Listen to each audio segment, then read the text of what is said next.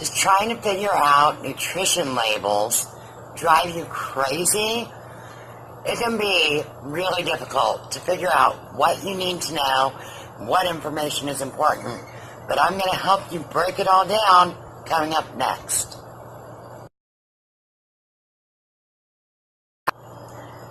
Hi everyone, it is Topic Tuesday, and today we're talking about nutrition labels. For those of you who are at the channel for the very first time, I'm Jen. I am a bariatric patient on a wellness journey. I am here to share my personal experience as well as helping others on their journey to whole health. So, obviously, when you are becoming healthier, one of the biggest portions of that is having a healthy diet. But how do you figure it out? If I'm going to be really honest, when I very first started doing this, like before my surgery, I probably started in March of 2017 to become more aware as far as reading labels and really starting to track how much I was putting into my body, calories, carbs, protein, sugars, the whole thing. And I literally left the grocery store in tears on several occasions. It can be really overwhelming.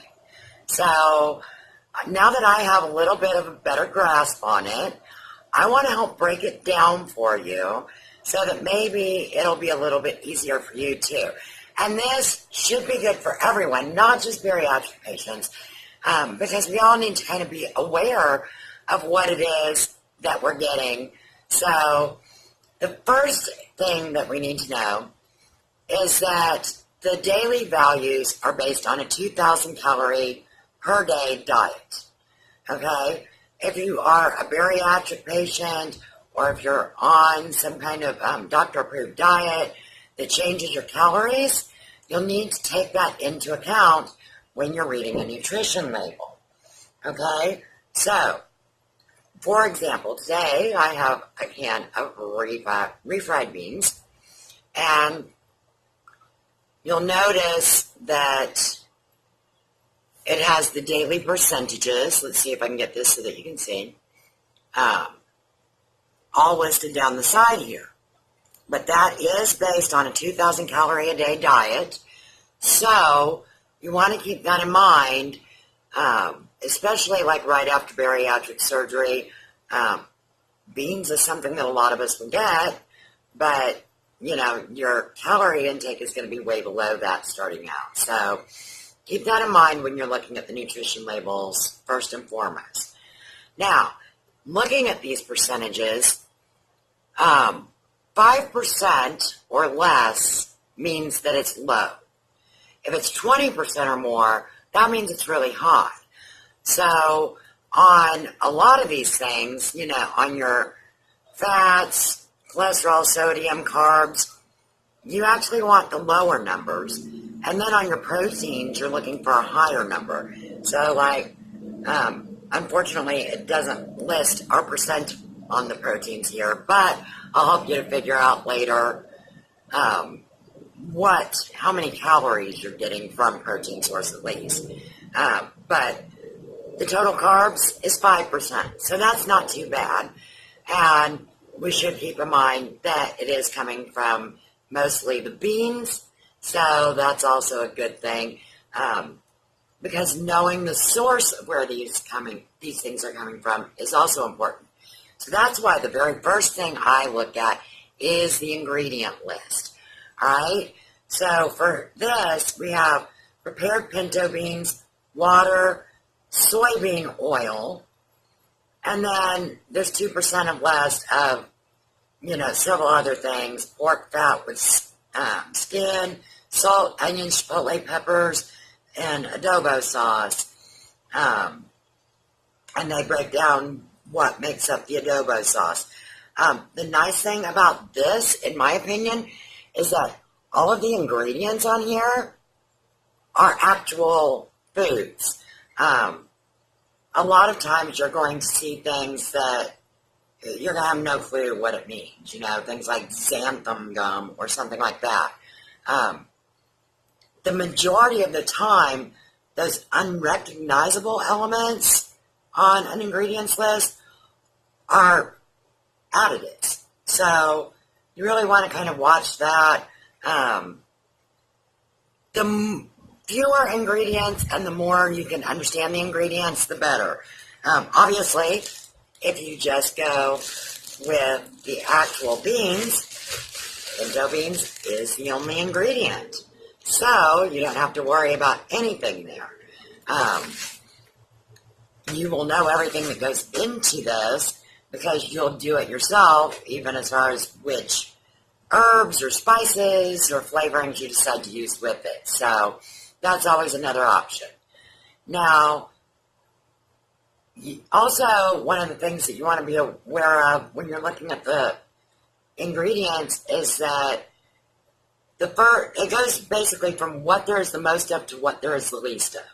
So, like, if you see sugar listed as one of the first 3 ingredients, that's kind of a warning sign for you. That means sugar is one of the top 3 ingredients in here. If there's something you know you're supposed to be avoiding, and it's one of the top ingredients, you definitely want to put that back down on the shelf. Also, keep aware that it's not always just going to say sugar. There's a lot of different names for things that basically break down to sugar. Anything ending in OSE, most likely sugar. So if that's one of your top few ingredients, you might want to look at some other choices. All right, so let's go ahead and start breaking this down. One of the first things at the very top is going to tell you your serving size and the number of servings per container. So for this, a serving size is half a cup, and there are approximately 4.5 servings in this container. So that means what they're showing us on the label here is per serving.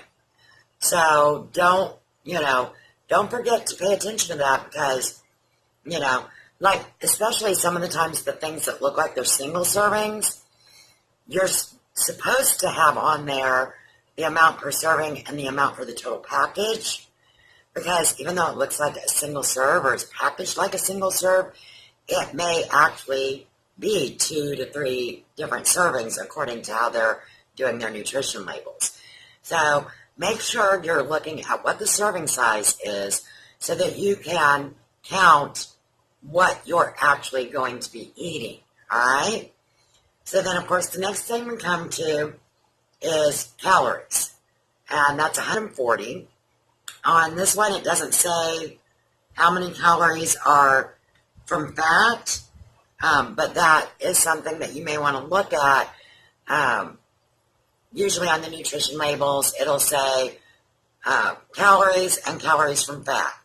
You want to make sure that the calories from fat are less than 1/3 of the total calories per serving. Okay, it's a basic guideline.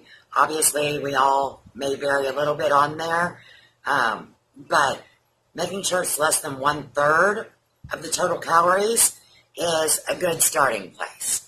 You also need to know a little bit about where those fats are coming from. All right, so here our saturated fats are 1.5 grams and trans fats are 0. That's the key right there. You want to avoid trans fat.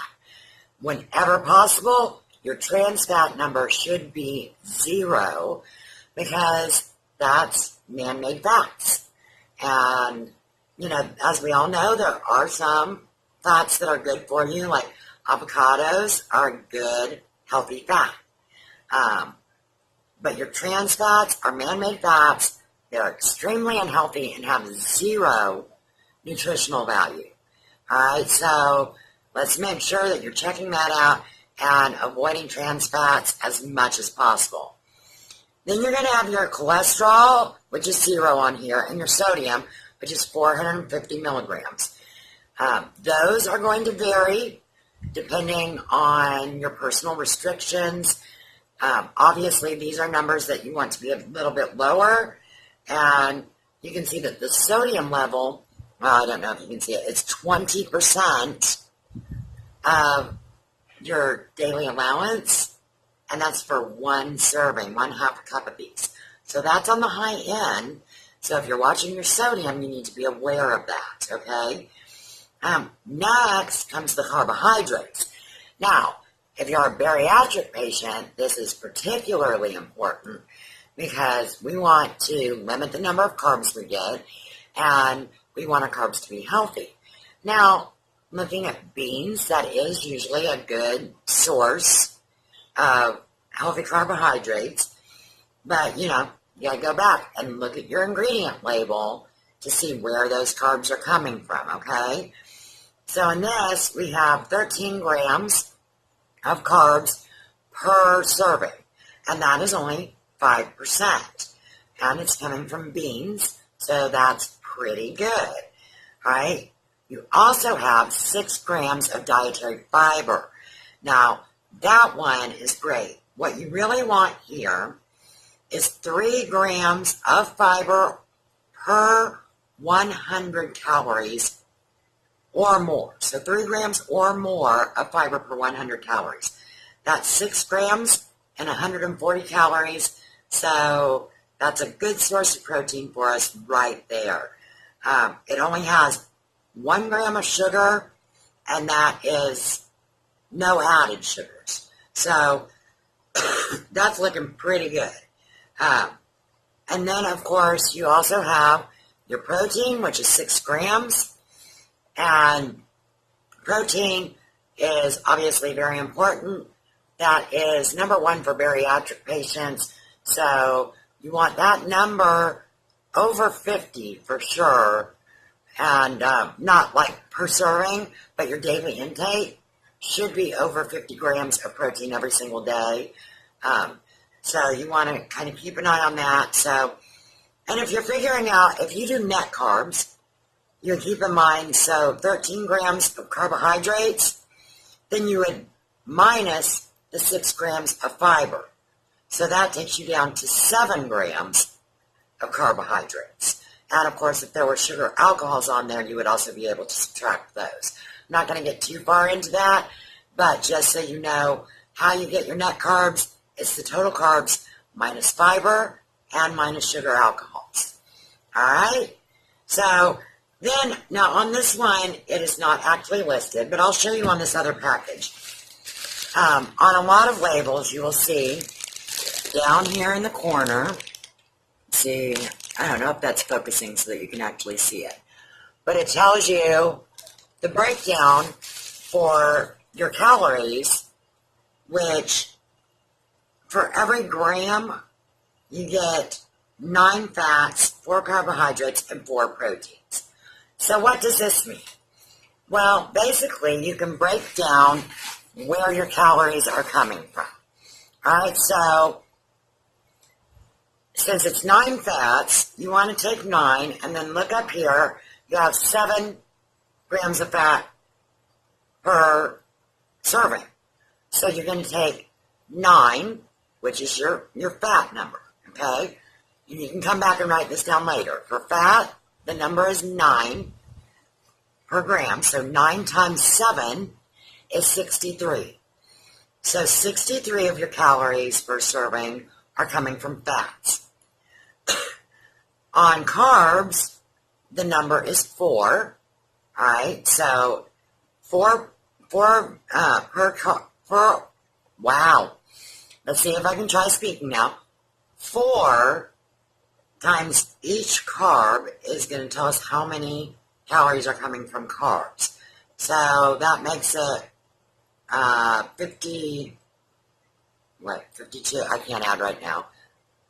52. So 52 of your calories then are coming from your carbohydrates. And then finally is your protein. Protein is also a 4. And we have 6 proteins. So 24 of your calories per serving are coming from protein. So that just kind of breaks it down. And if you add those up, you're going to come back to that 140. Alright, so just one more time for those of you who wanted to capture it. Fats are 9, carbs are 4, and protein is 4. And although it's not on the can, on a lot of labels, it will tell you right down here at the bottom, in case you forget or didn't get a chance to write it down. So you'll take that number and times it by the number up top in the nutrition label.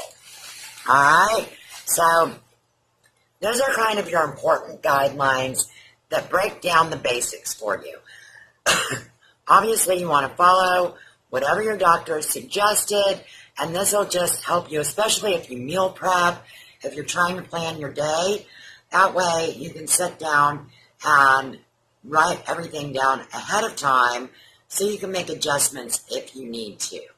All right?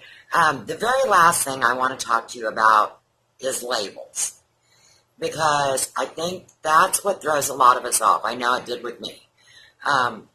We're looking for things like whole grains, and, you know, that's one of the things that can be misleading. You'll see something that says whole wheat. That does not mean it's whole grain. All right? You're looking for whole grains. I suggest you just avoid white starches. That's me. Some people think they're okay, but in limited amounts. But there's really just not much to a white starch that's too terribly healthy for you. Now, if you're on a high-carb diet, that could be okay, but especially for bariatric patients, let's really look at whole grains. And so you need to keep in mind that something that says whole wheat does not mean it's whole grain. You're looking for whole grain breads or sprouted. So something may say it's heart healthy, but you got to check that sodium level. You know, I mean, when 20% of our sodium, now this doesn't say it's heart healthy, but, you know, if it did, now this one does say no preservatives added, but we check our ingredient label, and that is actually true. These are all recognizable ingredients. There are no additives. All right? So only one claim on this label, and it rings true. So yay. Now, this is not my choice. If I was doing this, I would probably go for a low-fat or no-fat bean, or I would just make my own. So, but at least we know, you know, that the label on this is honest because we've double-checked it. And you also need to keep in mind processing removes nutrients.